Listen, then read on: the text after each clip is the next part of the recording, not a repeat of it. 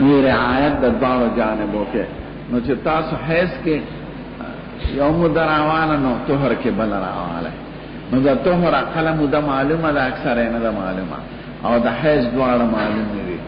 نو چې د طهر اقل مده راواله نو د حیض اکثر راواله چې رعایت د زوجین وشي. نو که 2 میاشتو نه پس دې ښځې دعوا وکړه چې زما عدت پوره دی، نو دعوی قابل سماع ده، خاوند رجوع نشي کولی، ښځه ترې جدا شو. او که د 2 میاشتو نه مخکې وکړه نو بیا دعوه قابل سماع نه ده که خاوند یې نه مني. نو تاسو صرف لحاظ د زوجې کړی دی، د زوج پار باید چې دومره مهر یې پې ورکړی دی، نکاح یې تړلې ده، خرچه یې پې کړې ده، هغه هم غر که ښکلې خبره یې کړې ده. او د فقاهت تقاضا هم دا ده چې مدعي مدعلې د دواړو لحاظ به کې تاسو صرف د مدعیې ته وکتل او لحاظ به نه که د بل سړي. ما تیش خو صرف د ښځې خبره شو، خاوند یې نه مني. مالکیان 10 ورځې وایي خاوند یې نه مني، شوافی 2 ورځې وایي خاوند یې نه مني، صاحبین یو کم 40 ورځې وایي خاوند یې نه مني. که خاوند یې مني خو ډېره ښه ده، که خاوند یې نه مني نو اعتبار 2 میاشتو لره دی. دا څوک وایي؟ امام ابو حنیفه. او دا د تفقه او د انصاف او د عدالت او د لحاظ د جانبینو سره مطابق قول دی.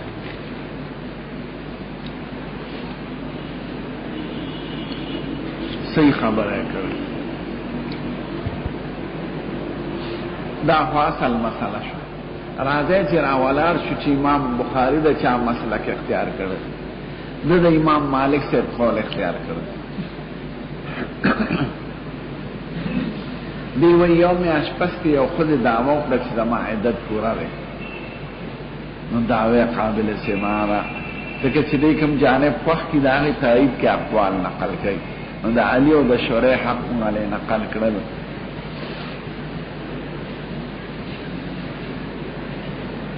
دا نور طبیعي مسائل دي، ښه ګرانه مسله ده.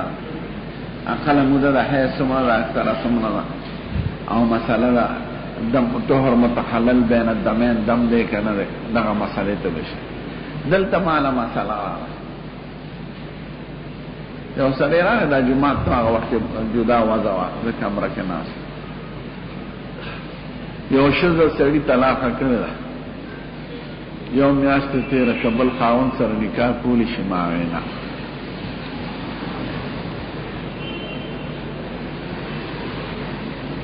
اوس که مالکیان ورته ویل چې کوه ښځې په تلواري چې یو سړی خوښ کړي ځان له، یا د خاوند نه خله اغشتي په دې غرض چې زه بل میړه وکړم، نو ما ورته ویې نه کېږي. وی هغه زنانه بار ولاړه ده، ته راشي چې ستا دا خبره په خپله واورې. زه ورسره لاړم په برقع صادر کې، ما یې څه ویې خورې؟ وی دغه شان که یو ښځه د خاوند طلاقه کړي نو بل میړه به کومې پورې کولی شي؟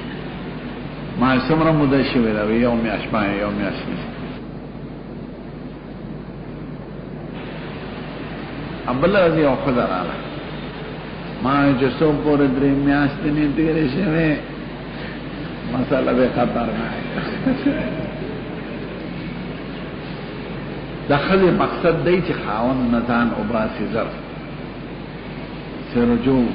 رجوع دروازه ختم شي. عدت پوره کېدو سره خو رجوع دروازه ختم شو، ښځه ازاده شو. زوړ میړه خو چې کومې پورې عدت کي په طلاق رجوع کې نو خاوند ورته رجوع کولی شي. امام ابو حنیفه وایي تاسو صرف ښځې ته وکتل، سړي ته نه ګورئ. نو فیصله خو داسې پکار ده چې رعایت د جانبینو وي پکې، صرف د مدعي نه ده. دا ټول امامان امام ابو حنیفه ته په تفقه کې نه رسي.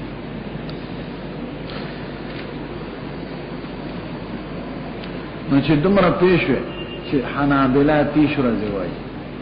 څه ده پاس، مالکیان 10 ورځې وایي څه ده پاس، شوافی 2 ورځې وایي څه ده پاس، صاحبین یو کم 40 ورځې وایي، او امام ابو حنیفه کم از کم وایي 2 میاشتې. نو راځي اوس باب به وایو چې کوم ځای زمون د قول نه مخالف دی نو جواب به کوم.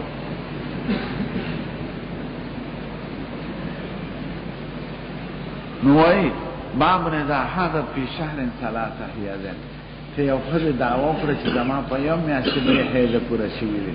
نو دې دغه جان دې د امام مالک صاحب قول اختیاري چې یو میاشت ادنا موده ده د پوره کېدو د عدت. نو چا قول اختیار کړ؟ امام مالک صاحب خیال کوي ګوره. نو باب اذا حاضت فی شهر ثلاثه حیض، کله یو ښځه حیض راغی په یو میاشت کې درې حیضه یعنی عدت پوره شو. وما يصدق النساء في الحيض والحمل، او په کومه خبره کې به تصدیق کیدی شي د ښځې د حیض او د حمل په صورت کې. دا حمل پردل الباب ذکر دی فيما يمكن من الحيض، هغه موده کې چې امکاني موده وي. اوس یو ښځه د هفته پس وایي زما درې حیض پوره شو، نو دا خو امکاني موده نه ده. لس ورځې پس وایي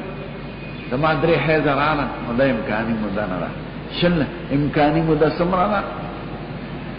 عقله د ده په نسو شوه یو میاشت شوه. دا ځکه فيما يمكن من الحيض وایي چې دعوه به علیه قابل سماعي چې موده خو امکاني موده یې که نه، داسې نه چې درې ورځې پس راشي چې زما درې حیضه پوره شو. څنګه دې پوره شو؟ نو هغه وایي امکاني موده د دعوې د قبلېدو یو میاشت دی. یو میاشت پسې که دا ووایي چې زما درې حیضه پوره دي، نو بس پوره کېږي. د چا قول اختیار کړ؟ مالک صاحب. دلیل څه وایي؟ ځکه خدای وایي ولا يحل لهن ان يكتمن ما خلق الله في ارحامهن، خود له ندی روا چې پټو ساتي هغه خبره چې دې په رحم کې پیدا کی. رحم سره تعلق د حیض او د حمل دی، یعنی په خود اظهار ضروری دی. چې په هغه اظهار ضروری شنو په قاضي قبلول ضروری شو کنه. په هغه اظهار ضروری کو په قاضي ته وایي مې قبل وا، نو بیا خو اظهار یې څه فایده ونه کړه. نو دې په آیات په عموم دا دلیل راوباسي چې ښځې دعوا وکړه چې زما حیض پوره شوی دی، نو چونکې دا د هغې پټه خبره ده، د هغې فرض سره تعلق لري، هغه بل چاته خو پته نه لګي، نو دا به اظهار د خپل هغه خبرې کوي، نو قاضي به یې قبلوي. نو مونږ وایي ټیک ته قاضي به یې قبلوي، خو په څه کې؟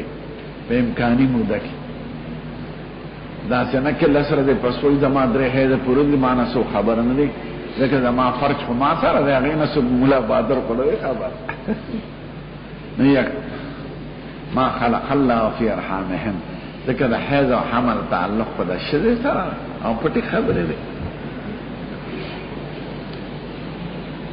خو د آیات په عموم باندې د استدلال کوي چې ښځه باندې اظهار ضروري شو، نو چې اظهار کې ضروري شو نو پتا قبلول ضروري دی. مونږ وایي ټیک ته ښکلې خبره ده، خو ګورئ به چې دا دعوه قابل سماع ده که نه ده.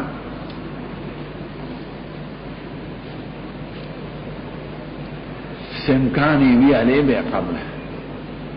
نو دا دغه وجه نه د ائمه مختلف دي. امکانی مدې دا ټول راتلی شي، خو هغې کې صرف لحاظ دی د مدعی کړی دی، د مدعی دی نه دی کړی، د زوج او زوجیت تعلق د دواړو طرفو سره لري. اوس دلیل یې وایي ویذکر عن علی و شریح، علی رضی الله عنه او شریح قاضی نه دا نقل ده ان جاء ببینة من بطانة اهلها، که یو ښځې دعوا وکړه چې زما په یو میاشت کې عدت پوره شوی دی، قاضي ورته وایي ګوان پیش کا. نو هغې د خپل خاندان بطانت وایي خصوصي خلق د خپل خاندان، ممن یرضا دینه، هغه خلق چې د هغې په دین اعتماد کیدی شي، یعنی ثقه ګوان پیش کی انها حاضت ثلاثا فی شهر، چې د دې ښځې درې حیضه پوره شوي دي په یو میاشت کې. نو صدقت تایید دی، خو چې کوم جانب خوښ کړي د هغې ته. نو ګوره د آیات په عمومي استدلال وکړو او په کلام د علي او د شریح، یو خلیفه راشد دی، بل قاضي دی د خلفاو، شریح القاضي، او دوی دا ویلي دي که یو ښځې دعوا وکړه د یو میاشت نه پس چې زما عدت پوره شوی دی او قاضي ته ګوان غوښتل او دې ګوان د خپل خاندان نه وستل څخه ګوان نو خبره قابل قبول نه زموږ مسله کې اقوال دي او مسله کې د چا ثابت خدا مالک سے ابو حنابلہ خودبارہ پکی ثابت شو ځکه حنابلہ خلا باطی شروع کوي اهم من باب اولا ثابت شو او په شوافی او په یارانو او زمون په مذهب یو غلط راغی چې علی سے ابو شریف نه یو میاش پسې دعوه قابل قبول لکه ګوان پیش کی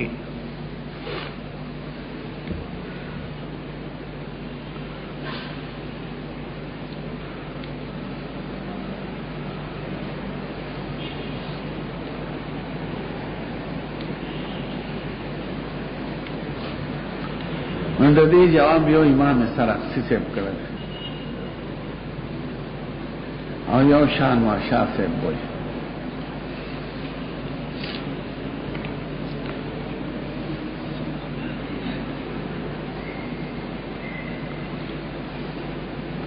سرخسی صاحب وایي ویدا د علي صاحب او د شورې جواب دا په فرض باندې بنا که فرض کدا راوړي ګوان پیش کی چې او میاش کې پوره شي وي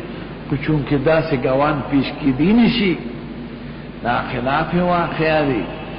نو جواب د مسئله په فرض باندې بنا ده نه په واقعیت فرض کړي خزت په ګوان پیش کړل دیندار او دوی چې د خزت درې هزه پوره شي دي نو صدقه کوئی چونکه دا پیش کی دی نشي ذکر یو میاش کی دی نشي نو جواب بنا په فرض ده نه په واقعیت او په نفس الامر دا جواب د چا ده یعنی فرض کده وای یو سړی ګوان پیش کی چې دا سړی اسمان ته خطر لري زه ټیک څه زبل 100 روپیا درکم خدا صدبه ګوان راتلی شي چې دا وای چې د اسمان ته خطر لري دا راتلی نشي لکه سړی چاته وي د دې جنا هغه پورټو په هغه د وسره واره زبل 100 روپیا درکم هغه والی نشي نو بنا د کلام په فرض باندې ده فرض د محال کو جائز ده وی که فرض کدا خدا بګوان پیش کی چې د دې عدت پورا شوی دی قول قابل قبول له چونکه دا سه ګوان پیش کی دی نشي ان دا سه ګوي کول شي نو خبره قابل تصدیق نه نه بنا د کلام د علی او د شورای په فرض ودا دا جواب د چا دی هذا ما اخونا ده ذکر علی سے ابو شورای فرضیات باندې خبره بنا کړ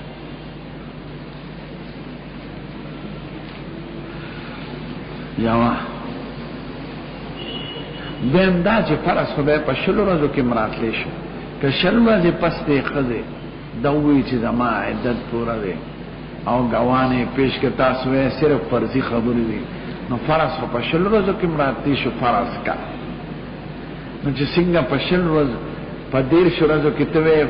ګوان پیش کې دی نشي په شلو ورځو کې پیش کې دی نشي بیا د شهر قید والے ذکر کوي لکه یو ورځ پس وی زما درې حیضه پوره شو او ګوان پیش کی نو چې ته چونکه دا ګوان پیش کی دی نشي نو دا وی قابل سمان را نو بیا دا د یوم یا ذکر ولې پیګه زما په خبره فرض د محال خوشل وځو پس مراسه افتا پسم چې پیش کولی نشي ته میاش کې نشي پیش کوله دا د میاشتې تخصیص ولې ده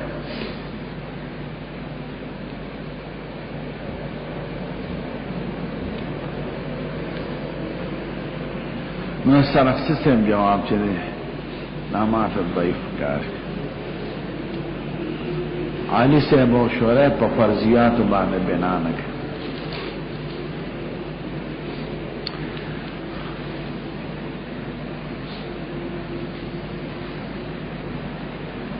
ما فرطوی زمنم دا شان منشا سے خبر لانا ذکر کم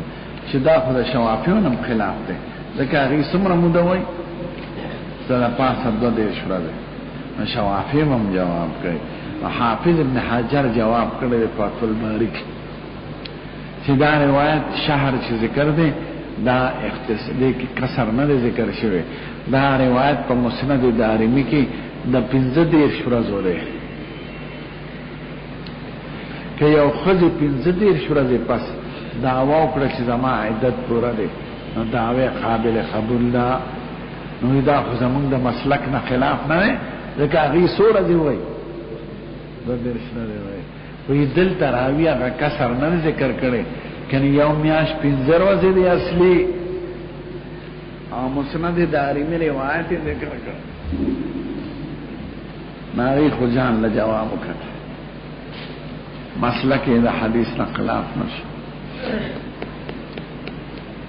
نشان مرشا صاحب وایي چې څنګه تاسو 15 شوای نو 15 او 9 شو کې څه خاص فرق نشته. ممکنه ده چې یو کم 10 دار راغلي یو کم سلوخ یعنی یو میاشت او 9 ورځې خوراوی اختصارا کسر نه ذکر کړي او شهرانه ذکر کړي نو دا یو کم سلوخ ورځې دي او مسلک د صاحبانو ثابت دی.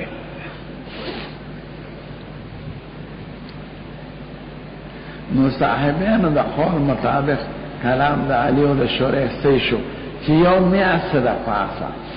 د پاسه 9 ورځې مونږ یادو. نو که دا دعوی وکړه او دا ګوانې پیش کړل نو صدقت. نو چې څنګه 15 کسر تاسو نه دي ذکر کړی مونږ وایو 9 نه دي ذکر کړی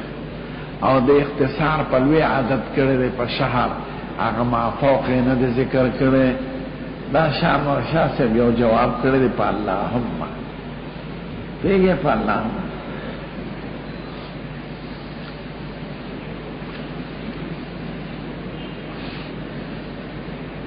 او سوال دی بل پشان مارشا صاحب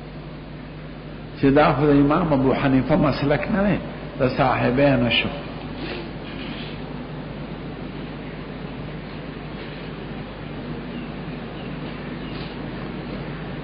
امام ابو حنیفه خود 2 میاشتې یادوي او صاحبان څه وایي ناروي د امام ابو حنیفه کلام په قضا بنا دی چې مدعی نه مني زوج نو 2 میاشتو مو فیصله او کلام د صاحبانو په دیانت بنا دی که خاوند دی مني نو دیانتا دعوی قابل قبول نه ځکه اخر د اقل مدې د حیث او د اقل مدې د طهر فایده سره وځي. نو 3 ورځې د حیث وي 9 ورځې او 2 میاشت کې طهر 15 نو د صاحبانو قول په دیانت بنا دی او د امام ابو حنیفه قول په قضا بنا دی. نو د امام صاحبانو د قول نه خلاف نه دی. بیا بیا سوال دی چې دا خو د علی او د شورای قول نقل کیو دا خو قاضیانو قاضی خو په قضا فیصله کوي نه په دیاناتو. ظاهر خدا چې دا باب د قضا دی ځکه دا دوانو نه دا نقل ده ان جاءت ببینة من بطانة اهلها ممن یرضى دینه انها حادث سرا صدقت. نو دا خو د قضا باب معلومیږي. نو شان مرشا سے وای کله قاضي په دیانتم فتوا ورکول شي لکه یو خزراله او تا ته مو چې ستاره خدیو قانون ماته ورکړل لکه اشد سړی چې راغلو نبی کریم ته باب الرحله فی المساله الناظره. نو حضور مبارک قاضي دی او بادشاہ دی نو دی سړی ته سوې کیف او فتقی له فتوا په دیانت ورکړې و کني هغه شهادت شرعي نور راغله اخذ مجلس ته قضا ته نه راغله دې د مستفتی په شکل راغله. نو حضور ورته دیانتن وی چې جدا شوه. نو دا شام دلته د قاضي شورای او د علی سے فتوا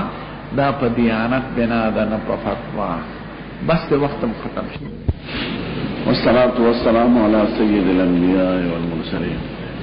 وعلى آله الطيبين وعلى أصحابه أجمعين. بسم الله الرحمن الرحيم. فرنم پدې باب شروع کړو، باب اذا حاضت في شهر ثلاث حيض وما يصدق النساء في الحيض والحمل فيما يمكن من الحيض.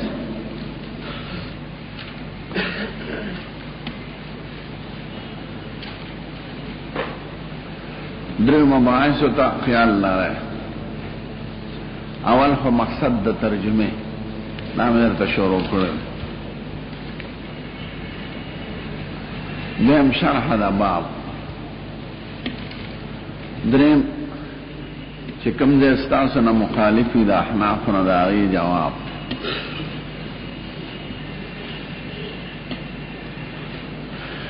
لومبۍ خبره چې امام بخاري دې باب کې څه وینا غواړي. دې باب کې دا غواړي که یو ښځه دعوه د عدت د پوره کېدو وکړي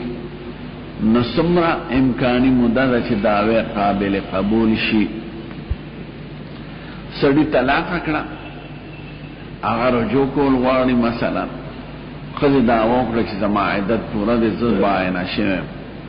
نو چې باینه شي بیا خو د ښځې اختیار دی، د خاوند په اختیار ختم شي. نو که دې دعوه وکړه څه موده پس،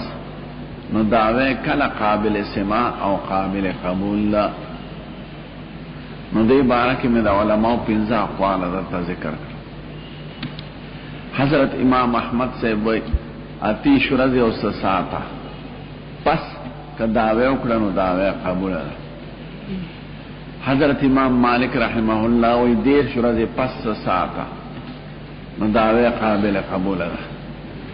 حضرت امام شافعي صاحب وایي 2 ساعته پاسه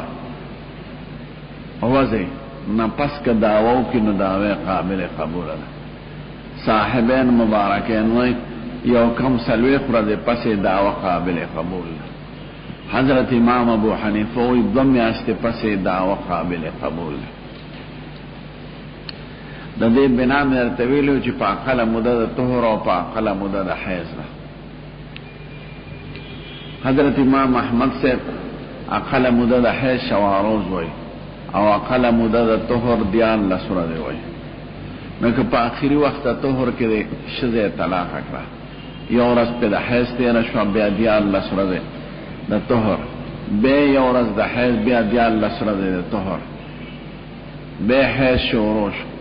نو د دې موده ختم 30 ورځې سال. امام مالک صاحب ادنا موده د حیض وای نه 1 ساعت هم ده، او ادنا مده د طهر 15 ورځې وای. نو که په 1 ساعت د طهر کې طلاق کړه او 1 ساعت په حیض تیر شو، بیا په 15 ورځې طهر تیر شو، بیا 1 ساعت حیض راغی، بیا 15 ورځې طهر تیر شو، بیا په 1 ساعت حیض راغی، نو دعوی قبول ده. 15 د طهر او هغه نیم طهر هم دوی حسابوي، نو هغې عدت په اطهار وای. شافعي صاحب 2 ساعته پاسه وای، او بنه پدې ده چې اقل مده د حیض 1 شواروز ده او اقل مده د طهر 15 ورځې. نو که په ادنا ساعت د طهر کې ښځه طلاق کړه، 1 شواروز په د حیض تیر شو، بیا په 15 ورځې د طهر، بیا په 1 شواروز د حیض، بیا 15 ورځې د طهر، بیا چې حیض شروع شو بس عدت یې ختم. هغه عدت په اطهار وای 2 او لږ ساعت شو. صاحبین وای چې نه اقل مده د حیض 3 ورځې ده او اقل مده د طهر 15 ورځې. نو چې په 1 ساعت اخر کې د طهر ښځې طلاق کړه، نو 3 ورځې د حیض پې راغلی، بیا 15 ورځې د طهر، بیا 3 ورځې حیض، بیا 15 ورځې طهر، بیا 3 ورځې حیض. ځکه عدت په حیضونه وای. نو 3 حیضونه 3 9 ورځې شوې، او میانس کې 2 طهرونه 15 او 15 دا یو میاشت وه. نو یو میاشت او 9 ورځې. حضرت امام ابو حنیفه او ای تاسو صرف د خودی وینا اوریدا د زوجیت خدا سے رشتہ او عقد د تعلق د جانبین سره نو تشکل خود قول معتبر کې حقوق د زوج ختم کړل نه رعایت د جانبین او پکار نو حیض او طهر کې یو اکثر والے نو بل اقل والے بڑا اقل والے نو چونکه د طهر اقل مده متعینه د پنځل سره دی او اکثر نه د متعینه نو طهر اکثر نشو اغشته او د حیض اقل مده معلومه د 3 ورځې او اکثر معلومه د لسره ده نو د حیض بل لسره دی والو ځکه اکثر متعینه ده نو طهر با اقل والو نو یو کې اکثر شو بل کې اقل شو نو لس ورځې د حیض په یو میاش 3 حیض او پنځلس پامیانس کې د طهر شنو 2 میاشتې دا موده ده د اوریدو د دعوی د شذ 2 میاشتې مخکې قابل سمانه ده امر ته د انصاف او د تفقه سره موافق دا قول چې دې کې رعایت د دوه جانبونو دا خو مسله شو امام بخاری دا چاره خوخه کړی دی د حضرت امام مالک صاحب خوخه لکه چې دې کم جانب اقوال نقل کی کم شیخ وخت هغه جانب ته اقوال نقل کی نو دی یو میاش تقریبا دا دعوه قابل سماع د شذ دې لپاره په قسمه دلایل ویلي یو نص آیات ته خدای په عموم استدلال کوي او دو فتاوی د یو مبارک صحابی دی او د یو مبارک تابعی دی او دواړه قاضیان او خلیفہ یو خلیفہ راشد دی او بل قاضی د خلفاء عموم د آیات کې دا وایي چې خدای وی ولا يحل لهن یکتمن ما خلق الله فی ارحامهن خذل ندی روا چې پټي وساتي هغه خبره چې خدای د دې پر رحم کې پیدا کړی رحم سره د حمل او د حیض تعلق دی نو په خذ باندې نصن اظهار دا غي ضروری شو نو چې په غي اظهار ضروری شو نو په قاضي قبول ضروری شو ځکه که قاضي ته وي ته خبره سرګندې او قاضي ته وي مقابله ونه فائدې سوکړه نو چې په غي اظهار ضروری شو نو په قاضي باندې قبول ضروری شو اوس کدا سو کوی کدرې له پسوي زما عدت ختم ورته پس نه دا وینا امکانی مدواله امکانی مده د عدت یو میاش شو نو که یو میاش کې دنه دعوا کړه چې زما عدت پوره شوی دي زما حیض راغله ده نو دعوی قابل سماع نه ځکه ورسره فی ما یمکن په ممکنه مده کې دعوا قابل قبول ده غیر ممکنه کې نه لکه 3 ورځې پس وای لسره دې پس وای شل دې پس لیکن نشی راتله نو آیات په عموم کې دادا که خزه دعوا وکړه نو په قاضي قبول ضروری دی ځکه خزه ته وي پټه بنا او د حیض او حمل خو خزه سره تعلق لري هغه د فرج نسو څه خبره ده نو زمنن په قاضي قبول ضروری شي امکانی مده یوم عاشوره نو حدیث په عموم نه استدلال کوي د آیات د دې تشریح د حضرت علی رضی الله عنه د فیصله او د قاضي شورای د فیصله نه کوي علی صاحب تقیس راغله د مقدمه حضرت شورای قاضي تراغله دا عمر صاحب د زمانه نه قاضي او د حجاج زمانه پور وی قاضي نه د چا پروا لرله نه د عدالت پروا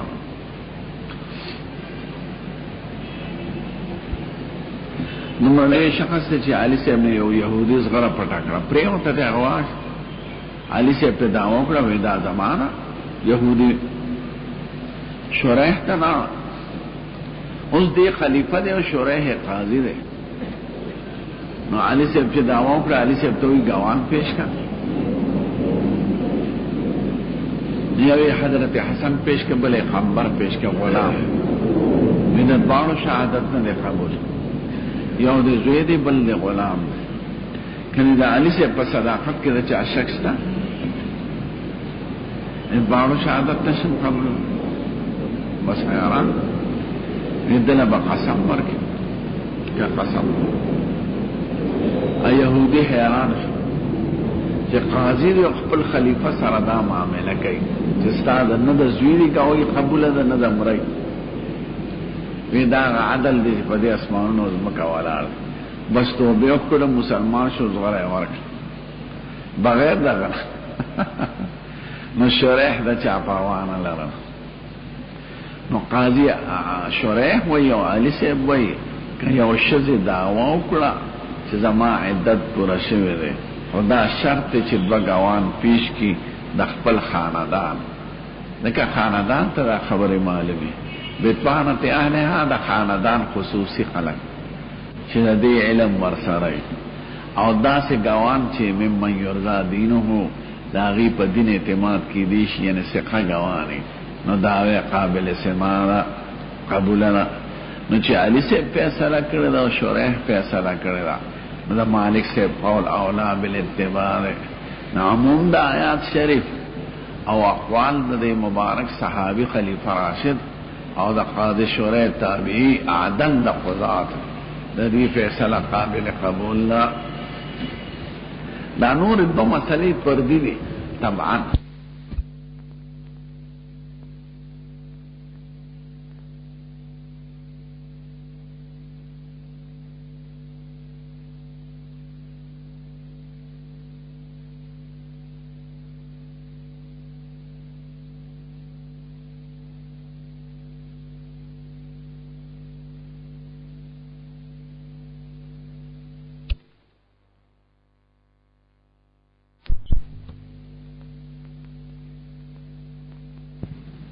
خبر آوه بحث چې د مقصد پکې سره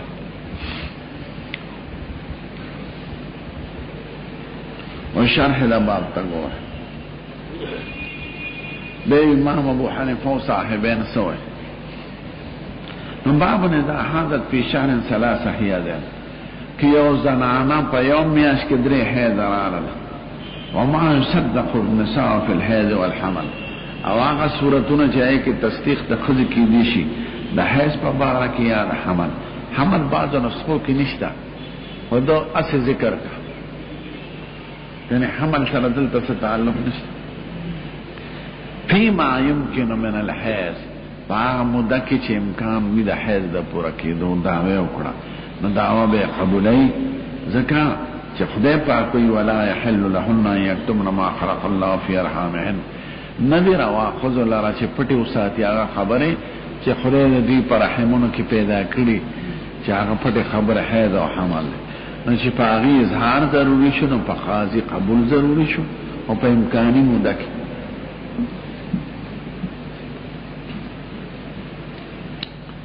ويذكر عن علي دا علي رضي الله عنه رضا نقل وشريح او دا شريح قاضينا ان جاءت ببینه من بطانه اهلها که خذ پیش کړل غوان د خصوصي خاندان خپل من یرضا دینه هغه غوان چې داغي په دین اعتماد کې دي شي یعنی ثقه عادله اوی دا غویم کې انها حادث ثلاثا فی شهر چې د خذ درې هزار اغلی دی په یو میاش کې کدا غویو کې نو صدقات د خبر تصدیق بکی دی شي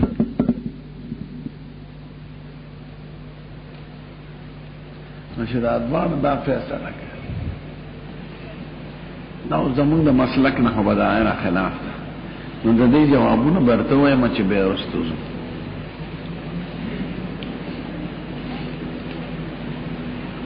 امارته اول جواب امام سرخسی صاحب کړی دویم جواب حافظ ابن حجر کړل سرخسی د ابن حجر نه ډیر مخکې ده هغه حنفی دی او دی شافعی دی نو دا دعوه خو د شوافیو د مسلک نه خلاف ده ځکه هغې خو کم از کم سره پاسه 2 ورځې وایي او شهر خو د 10 نه زیاتېږي نه نو د شوافیو د مسلک نه خلاف دی دا فیصله او د احنافو صرف د امام مالک صاحب د مسلک سره موافقت لري او د حنابلو سره من باب اولا لکه هغې خو سره پاسه 30 ورځې وایي نو چې دې ورځې پسې دعوه قابل قبول نو آتش ته خو پس خود قابل قبول پوهېږئ. نو امام سرخسی صاحب وایي بنا د دې کلام په فرضو ده، یعنی فرض که علی صاحب وایي او شریح وایي که ښځې دوه ګوان پیش کړل چې زما یو میاشت کې عدت پوره شوې ده نو تصدیق یې کیدی شي، خو چونکې دا کیدی نشي دا یو فرض د محال ده نو بنا د فیصلو په فرض ده. فرض که دا ګوان پیش کی نو دعوه به قبولای، لکه سړی وي زه اوس یو منټ کې لندن ته ورسېدم او بیا رالم نو ته ورته عزت به ګوان پیش که، نو ګوان خو نشي پیش کولی، ته ګوان پیش که زه به د خبره ومنم. نو بنا د قول د علي او د شریح په فرضو ده. که فرض که دا ښځه دوه ګوان پیش کی چې زما یو میاشت کې عدت پوره شوې دی نو دعوه به قبولای، خو چونکې دا ګوان پیش کولی نشي نو دعوه قابل قبول نه ده. دا د سرخسی صاحب جواب. عمر ته دا جواب مې خوښ نه دی. دا دوه وجونه. اوله دا که بنای په فرض باندې به یو میاشت ولې یادوي، هغې کې خو 20 ورځې 10 ورځې 15 ورځې ټول برابر دی. نو که یو ښځې 10 ورځې پس دعوه وکړه او ته په فرضو بنا کې نو ته ورته فرض که که ګوان دې پیش کړه نو دعوه ولې قبولوي، نو بیا د یو میاشتې بیان ولې کوي؟ فرض دپاره خو میاشت او هفته او 10 ورځې ټولې برابر دي، ځکه هغې کې خو ګوان نشي پیش کولی. معلومه دا شه چې دا شهر چې ویلې دی داسې یو قابل قبول خبره ده، فرضیات نه دي. فرضیات خو یو ورځ پس هم کیدی شي. پوهېږې زما په خبرو هفته که قاضي ورته وایي زه د 9 ورځو پس ته دعوه وکړه چې دا زما له قبول دی، نو که ګوان پیش کولی شي نو ته یې دا فرض یې ورته ویلی، نو فرض خو هفته پس هم دی، 20 ورځې پس هم دی، 15 ورځې پس هم دی. دا میاشت ولې یادوي؟ معلومه دا شي چې دا میاشت واقعیت ته نږدې دی او دا نور خبرې خالص فرضي محال دی. نو دا په فرضو نه ده بنا. دیم قاضي خو قضا کوي، په فرضیاتو فیصله نه کوي. او نو یو دعوه قابل قبول نه نه کې خو بینه نشي غوسته. دا دعوی دا بینی دا پارا اول شرط دا چې دعوه صحیح وي، نو چې دعوه مدعی صحیح کی نو ته به ورته ګوان پیش چې دعوی غلطه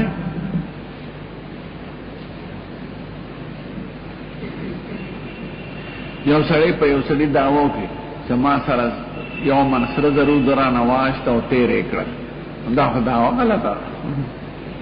یا په بادشاہ دعوو کې چې د باندې زما 2000 روپۍ قرض پوره دی، یو نسواري سړی راپاسي نو بینه طلب دا فرع د صحت د دعوی اولا. نو دعوه صحیح شي نو علی به بینه غواړي، چې دعوه غلطه یې خو بینه نشي غوستی کېدی. نو چې علي صاحب او شریح بینه غواړي نو معلومه دا شي چې دعوی اول صحیح ده په فرضو نه ده بنا، یعنی قابل سماع ده. صحیح معنی قابل سماع ده. ورې دعوی د صحت دپاره خپل قواعد د هدایه کې دعوه به څنګه صحیح کې قاضیانو اکثر جګړه په یو بل چې دعوه دې صحیح کړي نو دوی ورته دعوه ماته کوي، چې دعوه ماته کوي نو شریعت به څه وشي.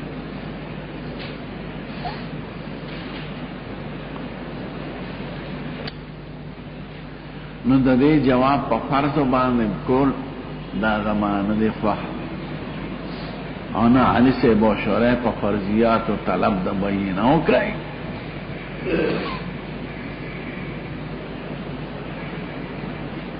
دویم جواب د حافظ ابن حجر. حافظ ابن حجر ګورې کټاس شافعي دی، لکه بدر الدین عیني چې کټاس حنفي دی. کټاس دی ته هم چې ډیر سخت دی.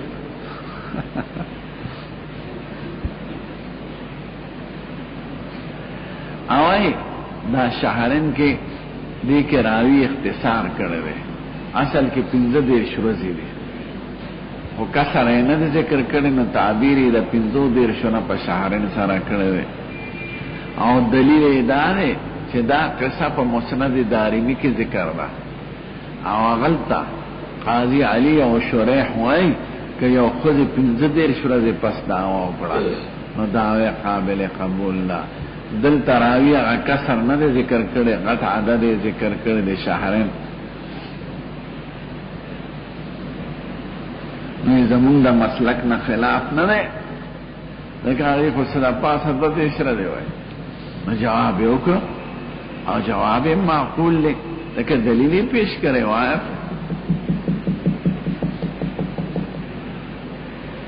دریم جواب د شان ورشا صاحب. شان ورشا صاحب وایي چې ته څنګه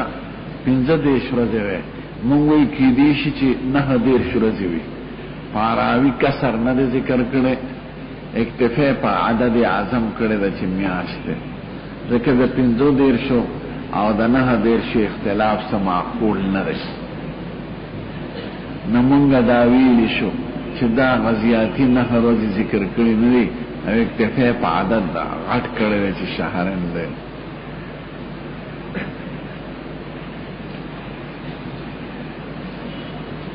نو دا گویا علی صاحب او شریح چې د دینه مطالبه کړی ده، پس ته یو کم 40 ورځې او یو کم 40 ورځې دا مسلک د صاحبینو مبارکینو دی.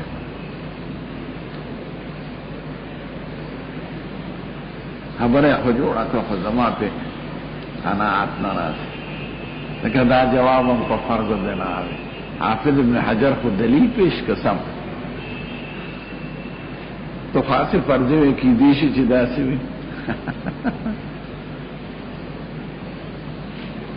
خود بے پشان مرشا سے بے اعتراض واردی گئی، اغدارا چی دا خود متونو دا قول نا خلاف تا، متونو کی خو ادنامو دا قابل سما چی دا غدب میاشتی دا حضرت امام ابو حنیفہ قول لے، دا خود صاحبینو قول ذکر کر، دا خود مفتابہی او دا متونو دا قول نا خلاف تے.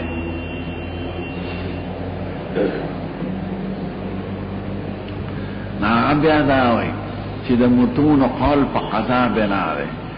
او د صاحبینو قول په دیانت بنا دی، یعنی دیانتن قاضی قبلولی شي که خاون تی منکر نی، خاون غږ نه کوي او ښځینه یو کم 40 ورځې پس ده ووایي چې زما عدت پوره دی، ځکه چې آخر اقل مودې چې مقرر کړي دي د دې فایده به څه وخت راوځي.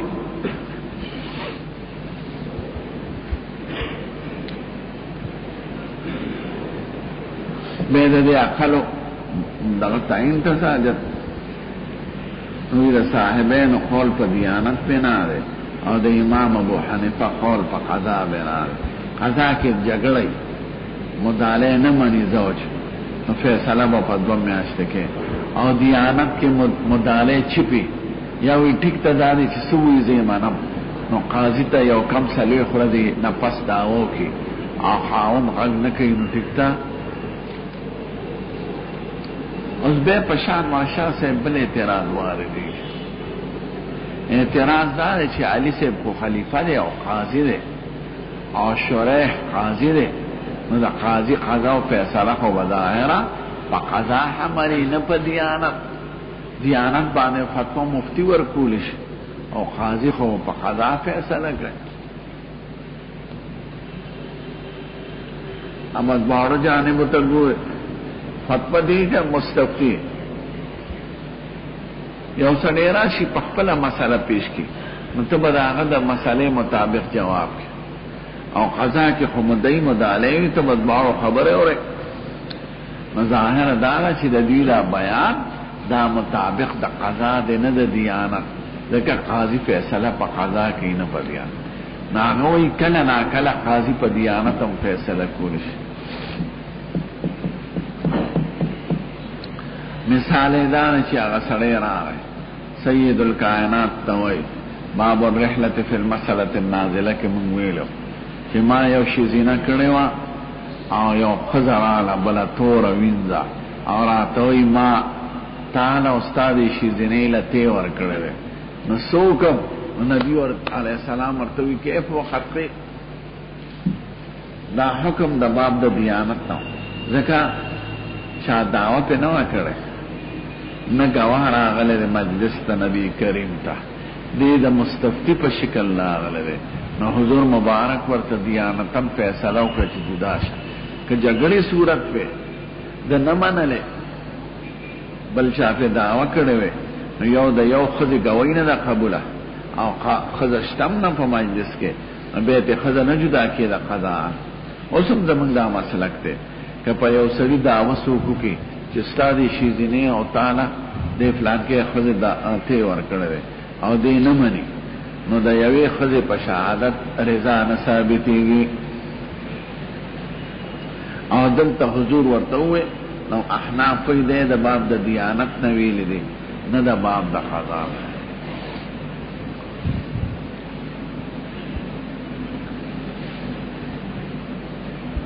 اوس یو سړي د طلاق په قسم وخوړ که ما په مانځه کې د فاتحې نه علاوه قرات وې چې مونږ پې روا کېږي نو زما ښځه دی داسې او د ولدوالین پس وې مدهامتان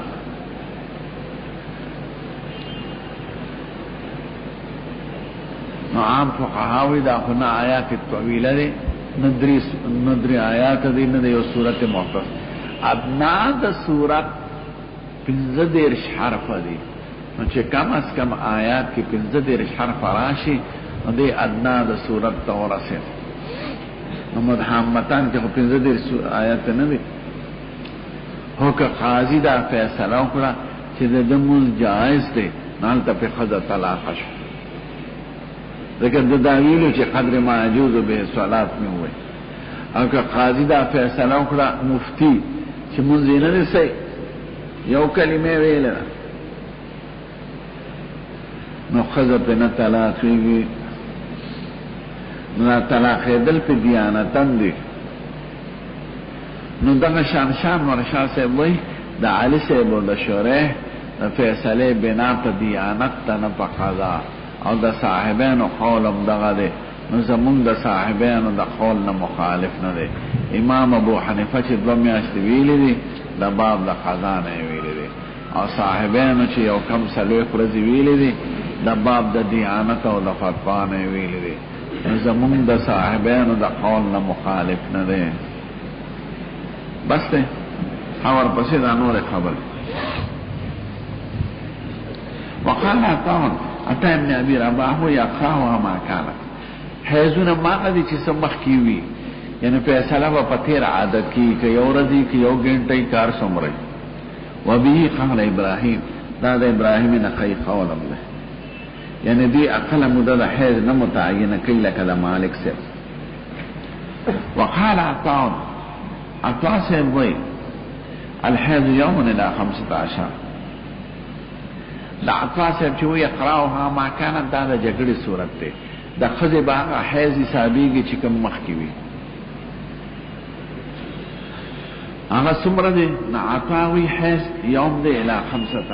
تر 15 ورځې پورې دا د شافعي صاحب مسلک دی او د احمد صاحب وقال معتمر نبیه معتمر ابن سلیمان د پلار سلیمان نه وی چې ابن سیرین نه مې تپوس کو که یو ښځې وینه ولیده بعد قرعها قرع حیض تم وی طهر تم وی خو دلته معنی د طهر ده ښځه پاکه شوه خو یو ورځ پسې وینه ولیدله ورته وی دا حیض دی حدیث مختصر ذکر کړی د ابو داود کې مفصل دی وی که 2 ورځې پسې وینه ولیده وی دا حیض دی که 3 ورځې پسې ولیده وی دا حیض دی وی که 4 ورځې پسې ولیدله وی دا حیض دی وی که 15 ورځې پسې ولیدله نو بس چپ شو نو د وی النساء عالم بذلک خذ په دې پیږي چې دا حیض دی او پسې شو دې ته مسله طهر متحلل بین الدمین وای زمونږ مسلک دا دی ما ته ګوره یو ښځې 3 ورځې حیض راغی بیا طهر دی نو پنه مرضی بے وین شوروش پلس مرضی بے وین رالا نکه پلس مرض ادری دا نا غطول طهر پا حیث کی سام دے امیانس کے طهر چه دکا طهر متخللو بین الدمین دمان او که دا لسمی نفسی او لسمی رضی تین وین او رسیده نو دا باقی طول استحاده دا و حیث یا غدری رضی دے دکا زمان پا مسلک که حیث دا لس رضی نزیاتی گینا دکا پا لسم وین او دری دا امیانس که ارسم را طهر چه راغل دے آغا طول دم دے اکا پا لسم وین او ندری دا نو دا استحاده دا نو دم سے جواب ہونا زمون جواب دارے کہ پنزر دی او کشپگر دی پس او که پا اکثر مدبان حیض ادرد نو آغا طول توہرے پا حیض سام او که وینے او ندرے دا نو دا وینے استحاده دا اول روزونا دا دے لا دا غنکی که احتمال دا وینے حلتنا احمد بن ابي رجاء قال هل اخبرنا ابو اسامه قال سمعت هشام بن عروه قال اخبرنا نبينا عائشه فاطمه بنت ابي حبيش دا ما فاطمه بی بی دا چې بار بار روایت راځي دې سید الکائنات ته تاسو کا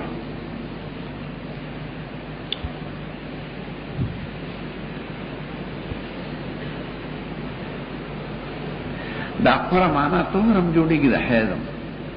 او توهر مطلب دا چې توهر راغی دا غینه پس او که حیض معنی دا کنو یعنی حیض تیر شو دا غینا پس دور روزی پس دوباره وی نولی دلا مطلب یو دی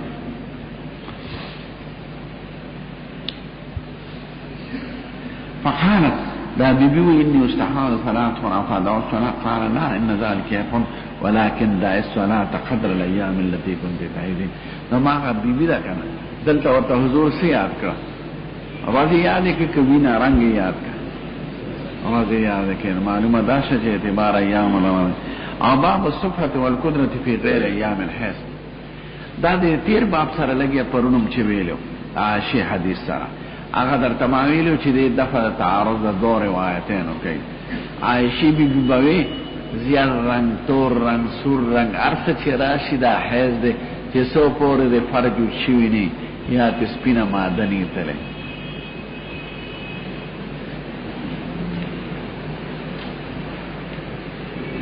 او دی امیاتی ہوئی سفرت و قدرت حیض نده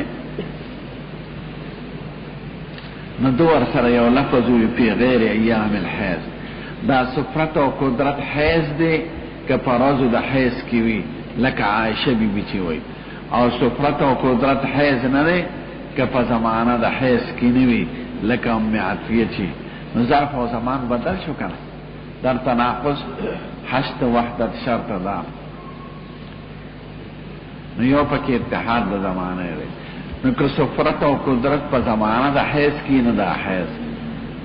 او که سفرت و قدرت پا زمانه دا طهر کی راگی نو دا حیض ندی اسلام دا خوزن معامله خرابی گی دیرا کلتی زیڑی بوزی کلتی قری بوزی نو دیوی که دیر دا ایامو دا حیض نی نو دا حیض ندی او که پا زمانه دا حیض کی نو حیض دی او دین دا احناف پر ثابت شا چه اعتبار رنگونو لره ندی اعتبار وزو لره دی که روزی دا حیضی نو ار قسم رنگ چی دا حیض او که روزی دا حیض نیوی نو ار سنگا رنگ چی دا حیض نا دا استحاده دا طور ده خوزو نزیاری بزی نسواری بزی طوری بزی حدثنا عبدالله بن مسعود قال حدثنا نو دا رنبی روایت سره تطبیق شو هرچی پرون مرتویلو او دا تطبیقی پی غیر ایام الحیض پا قید سره ختم شو دا غشو دا عرص ختم شو خیر کننا لا نعد القدرت و صفرت شیئا اوز خو حدیث که خصو قید نو دا قید ورسره دا زیادی کر ذکر چی داوی قدرت و صفرت مونگ ایشی نگرنو او مخی عائشوی دا شی ده دا بیچی بواللانوی نا تلوار مکاو ناغی پا حیض کی حساب کرده ده و میاتیوی دا حیض نده دو ورسره قیدوی فی غیر ایام الحیض چه روزی دا حیض نوینو دا حیض نده او چه روزی دا حیض نو حیض او ما بیرق المستحاده استحاده رنگ دی چی داش لیدلی ده وینتی بیگی حدثنا ابراهيم منذر الحزامي قال حدثنا معمر بن هشام بن ابي ذئب بن المشعر بن عطاء بن عمتان عائشة زوج النبي صلى الله عليه وسلم ان ام حبيبه استحيض 7 سنين ام حبيبه وكاله باستحاده فسألت رسول الله صلی اللہ علیہ وسلم عن ذلك، ده حضور نے تپوسک فامرها تغتسل، ده غسل کوا، فقال هذا عرق مداد رجبنا، فكانت تغتسل لكل صلاة. حضور ورتنوه لے خدای به هر منزله غسل کو. بعض اقسام د متحیرو کې هر منزله به غسل کوي، یا به جمع بین الصلاتین فی غسل کوي، کنه غسل یو ځل واجب دی په انتها د حیض کې په اتفاق د ائمه اربعه.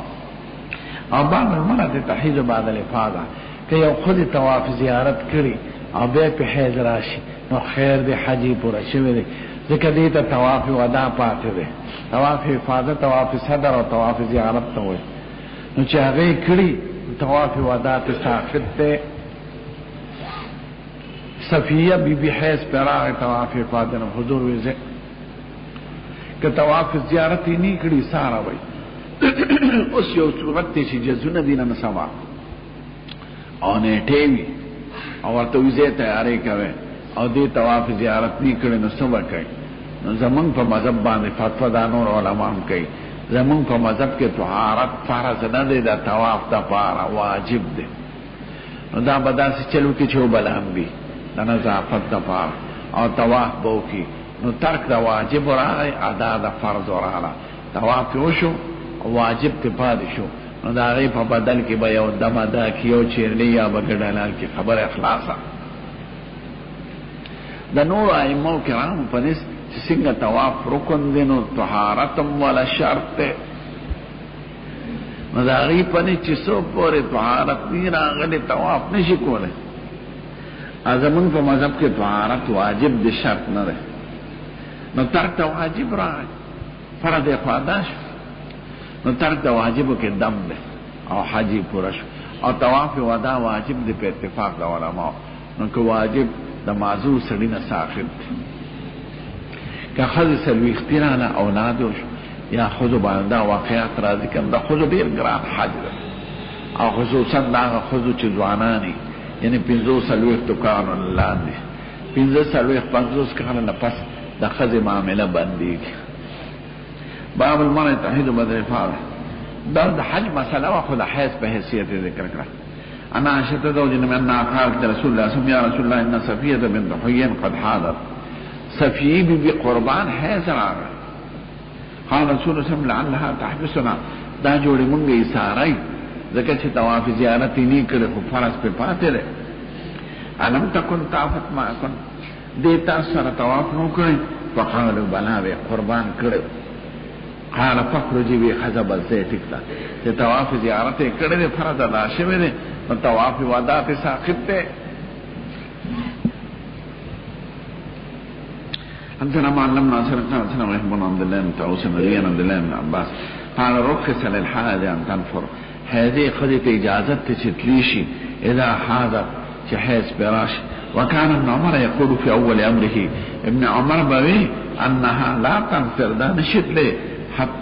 يعني تسو پورے طواف نہیں کرے، طواف وداع. ثم سمعته بامت مورد الطاووس کا کاوي يقول تنفر تليشي فلا كلام پرېخو، ځکه ان رسول الله صلی الله علیه وسلم رخص لهم، حضور مبارک ورته اجازت کړې. حباب نظارات المستحاضة الطهرة، که مستحاضه طهر لیدا پاکی. وقال ابن عباس تغتسل غسل بوکی وتصلي من بوکی ولو ساعة من نهار، اگر چې لږ ساعت وي. وياتيها زوجها، او خاوند ورسره جماع کول شي اذا صلت چې منځ کې الصلاة اعظم منځ لوی دی. دا سوی دلته بخاری باب او تراجم ته بخیال کوي، مسلې خو معلومي، خدا دې سوی.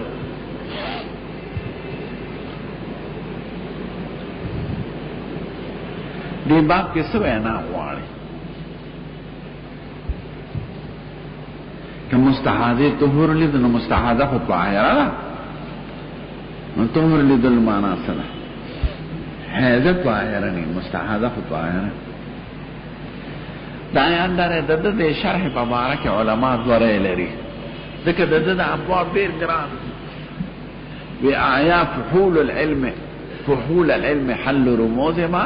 ابداع فی الابواب من اسراره. د حق ته تراجم چانه دی پورا کړي دومره بلند پرواز دی چې خدای دې سوای. حافظ ابن حجر وی ما پورا کړی دی، ډېر علما وی تام نه دی پورا کړی. دا یقینو کې چې ډېرو ځینو کې زمام سودا پات خدای دا دې سوای څومره موده مولست زه په نه پیګم چې دا دې سوای. ملته با په باره کې د علماء دوره یو دا چې دی وی اقل مده د طهر متعینه نه ده، لکه څنګه چې اقل مده د حیض دی متعینه نه وی بنا بر قول مالک سے. نو دلته د مستحاضین غوړ حیضه مراده ده ښه نه هغه مستحاضه اصطلاحي. نو دی وی که یو حیضه خذ طهر لیده چې زه پاکه شم نو دا بولان بی او من بشورو کی او خاوند ورسره نزدېکتو کی.